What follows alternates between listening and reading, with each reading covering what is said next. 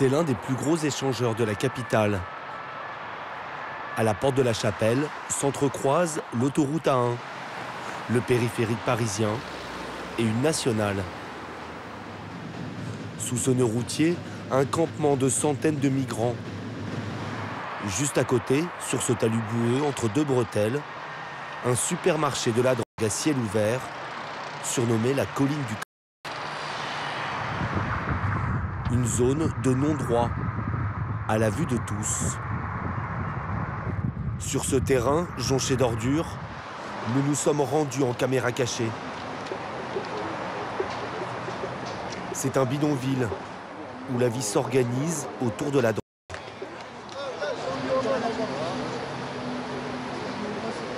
Les dealers ne se cachent pas. Ils risquent pourtant 5 ans de prison.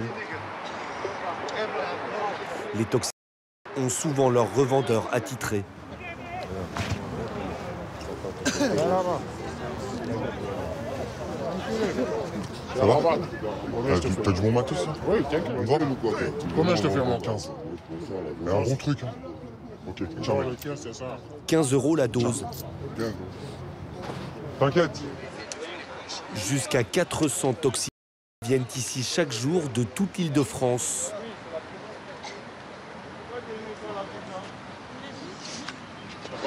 Certains fument directement sur place. En insistant un peu, on peut même payer en ticket restaurant. Des clients vivraient même en permanence sur la colline du crack. Cette femme sort d'une tente en t-shirt, une brosse à cheveux à la main. T'as fait un papier? J'en ai rien à foutre que c'est dur, je veux quelque chose de gros. Ce micro-village a même son épicerie.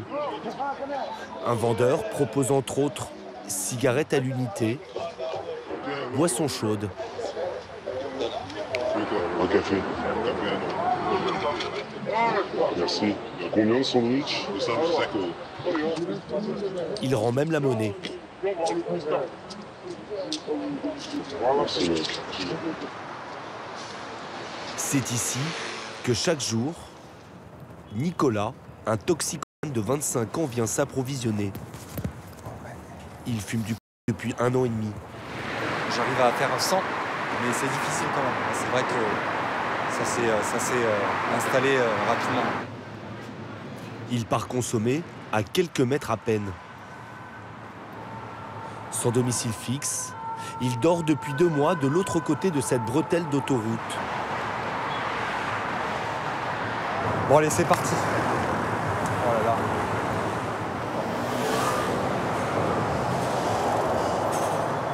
Ah merde.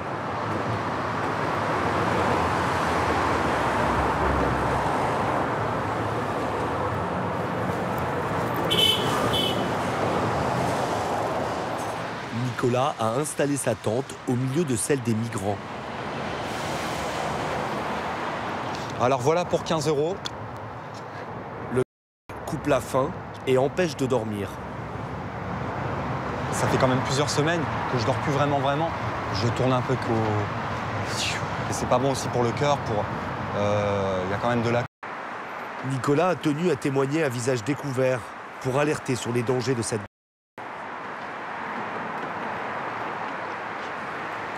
Ce supermarché du crack existe depuis 5 ans. Il a vu le jour après le démantèlement de plusieurs points de vente en Île-de-France. Pour les riverains, c'est devenu un enfer. Bagarre permanente. Et des craqueurs, comme on surnomme les consommateurs, qui déambulent tels des fantômes dans tout le quartier en quête d'argent. Là, regardez, vous en avez un aussi qui approche là, devant vous. Voilà. Toute la journée, ça erre comme ça. Toute la journée, ça erre comme ça. Nagem tient l'unique bar tabac de la porte de la Chapelle depuis 12 ans. Dans son café, les toxicomanes ne sont pas les bienvenus. À peine arrivé, il expulse un couple de son établissement. Ouais, ça va. Hein? Et comment vous la connaissez? Je connais. C'est ça que je l'ai viré. Je ne laisse pas rentrer. La fille, elle va aux toilettes, j'ai pas voulu. Ah, vous voulez aux toilettes? Ouais, pas de toilettes, y'a rien. Je ne sers même pas. Pour aller aux toilettes chez Nagem, il faut montrer patte blanche. Voilà, c'est l'ouverture des toilettes. Il filtre l'accès au WC pour éviter que les toxiques n'aillent y fumer du Devant le bar, un homme récupère des mégots de cigarettes.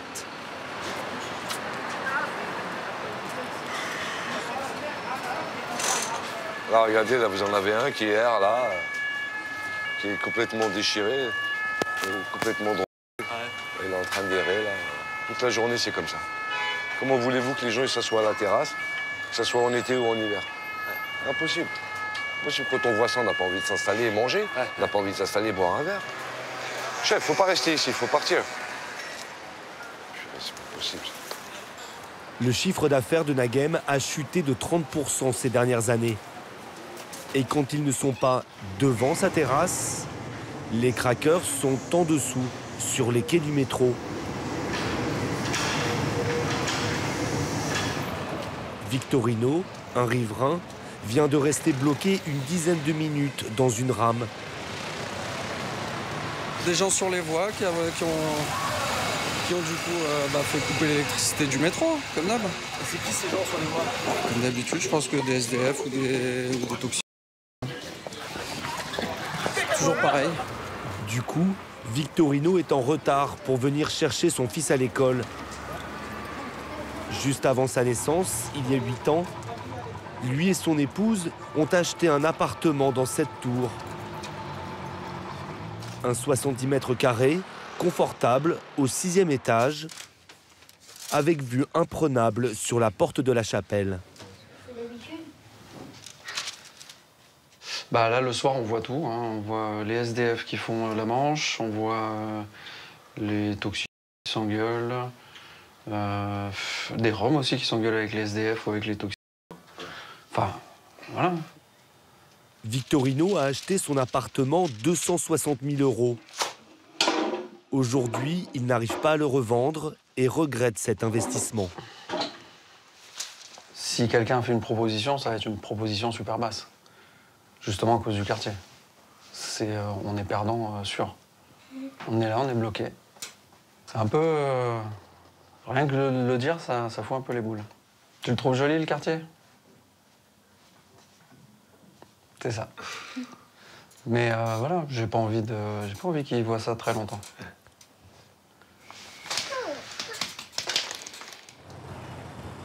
Pendant la journée, Nicolas, le jeune toxique, essaie lui aussi d'échapper à l'univers de la chapelle.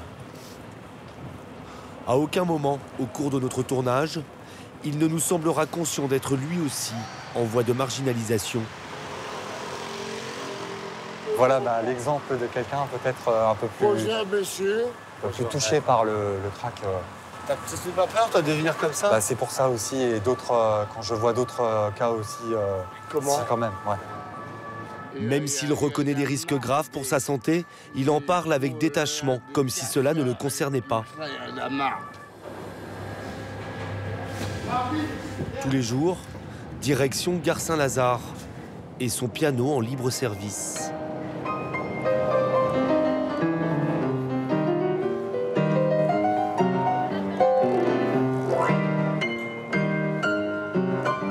Musicien autodidacte, ancien DJ, c'est au contact du monde de la nuit qu'il est tombé dans la... Nicolas dit être parti de chez ses parents à l'âge de 18 ans. Avoir obtenu un diplôme d'architecte d'intérieur, puis enchaîner les petits boulots. S'ensuit une dégringolade et une addiction au crack qui l'empêche de remonter la pente. À force, les neurones, à force de fumer, je vais perdre aussi peut-être mes capacités de pouvoir jouer. Et ça me ferait vraiment chier pardon l'expression, mais ça m'embêterait, quoi. Au bout d'une heure à peine, la routine du crack le rattrape.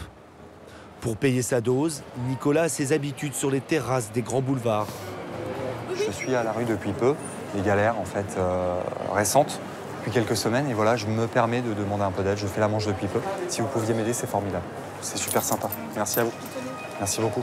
5, 6, 7, 8, 9, 10. Ouais, 5 €, voilà. Ils se disent, tiens, il va peut-être acheter à manger ou se faire plaisir autrement. Mais c'est vrai que s'il le savait, il ne me donnerait pas déjà. Et puis, si, quand même, ça m'embête un peu. Une fois qu'il a réuni 20 €, retour, porte de la Chapelle.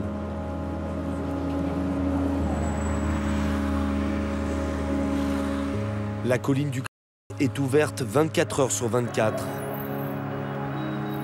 Le soir, un guetteur surveille les allées et venues incessantes.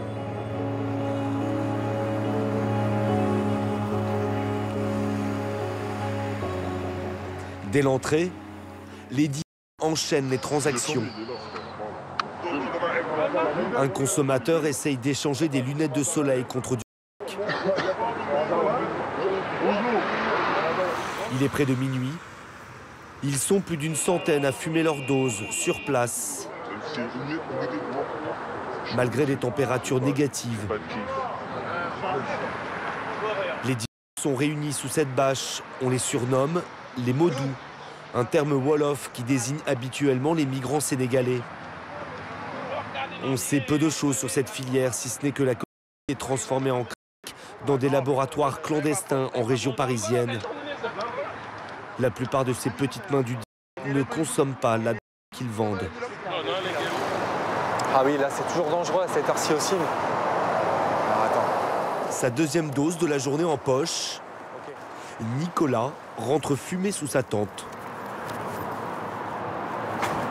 Oh putain, il y a déjà même plus ma tante qui était là. Ah, tu retrouves plus ta tente?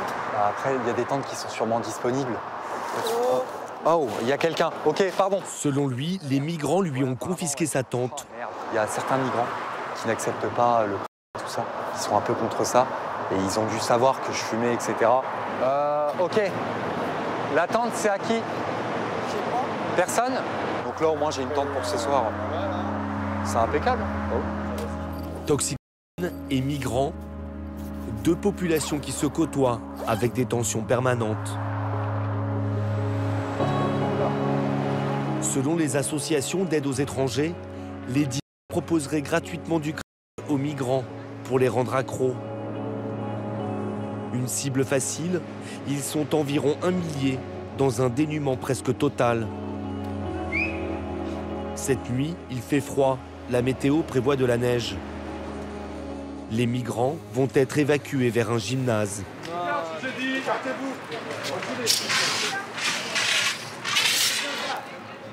À côté du feu, enroulé dans une couverture, l'un d'entre eux ne se lève pas. Il est pris en charge par 2 membres d'une association.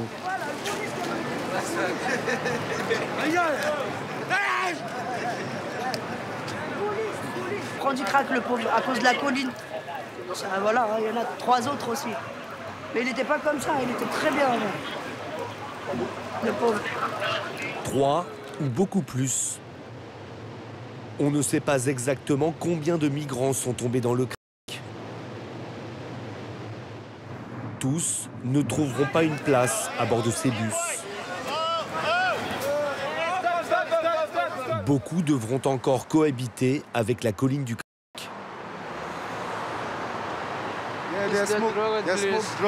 Ils fument de la drogue là-bas. Moi, je ne fume pas de drogue.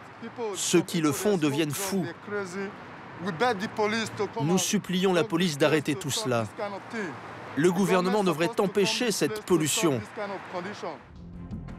Pendant notre tournage, nous n'avons vu aucune scène d'interpellation sur la colline du crack. Et nous n'avons pas eu l'autorisation de suivre le travail des policiers qui luttent contre les trafiquants de drogue, porte de la Chapelle. Ces agents viennent une fois par semaine pour encadrer et protéger les éboueurs envoyés par la ville de Paris. À chaque fois, 7 tonnes de déchets sont ramassées.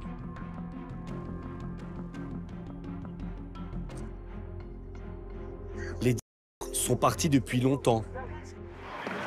Il ne reste qu'une 50aine de toxicomane.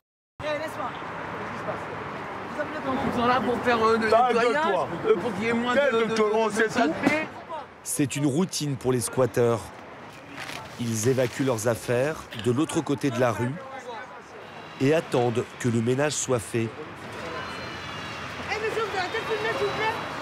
Au milieu des déchets, une femme, pieds nus. Elle sera la dernière à partir. Voilà. Combien de temps vous êtes ici, là? Qui, moi? Ouais. 1 an. 1 an dans la colline? Oui. Dans la colline et après dans la tente. Comment vous faites pour vivre? Je me débrouille. Un petit peu là. Un petit peu. Un homme vient lui proposer de passer la nuit ensemble dans une chambre d'hôtel. Oui, je viens. Oui, tu me donnes combien? Non mais attends, ils sont par là-bas.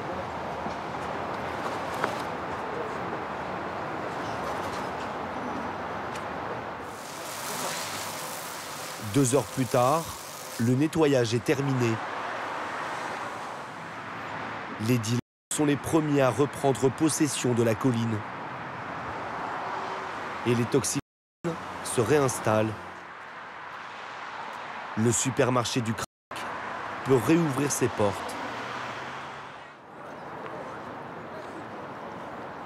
Une semaine plus tard, même heure, même endroit, même scène. La colline du crack est de nouveau évacuée pour être nettoyée. Cette fois, Emmanuel Grégoire, le premier adjoint à la maire de Paris, a fait le déplacement, accompagné de travailleurs sociaux. Il n'y a pas de solution miracle, mais on n'accepte pas que les gens vivent dans la boue comme des animaux, donc on fait le minimum en la matière, mais on a besoin de l'aide de l'État pour réguler, pour l'ordre public, parce que, ouais, vous voyez bien, c'est des situations dangereuses, on ne peut pas non plus exposer nos agents. Faites attention, il y a des... Alors qu'il traverse la colline du crack, l'élu est interpellé par un toxicomane. Eh gros, tu dis de la merde. Tu dis de la merde. Avec tout le respect que j'ai pour toi, tu dis de la merde. Parce que si tu veux arrêter la bicrave, tu l'arrêtes. La bicrave, c'est le trafic de... Moi, je fume depuis 2013, ok? L'homme vient de prendre du... Moi, ce que j'appelle... La discussion n'ira pas plus loin. Bon, allez, on va vous envoyer quelqu'un si vous voulez, vous êtes où? L'élu lui propose de rencontrer un travailleur social. Vous êtes installé où? Bon, vous êtes où là? Où je veux. Face à l'ampleur du problème, Emmanuel Grégoire se dit impuissant. Ce ne serait jamais accepté ailleurs en France. La police interviendrait immédiatement. Et là, c'est vrai que l'État doit faire son boulot de façon plus impliquée parce que ça a des répercussions qui vont bien au-delà du seul quartier de la Chapelle. Ce qui préoccupe l'élu, c'est aussi l'image de la capitale. En 2024, Paris accueillera les Jeux Olympiques. Tout autour de la porte de la Chapelle, des infrastructures sportives sont en construction. À 50 mètres à peine de la colline du... À la place de cet immeuble, un parking désaffecté, s'élèvera une immense salle omnisport. Ici, le trafic devra disparaître, mais les toxicomans trouveront probablement un nouveau point de chute.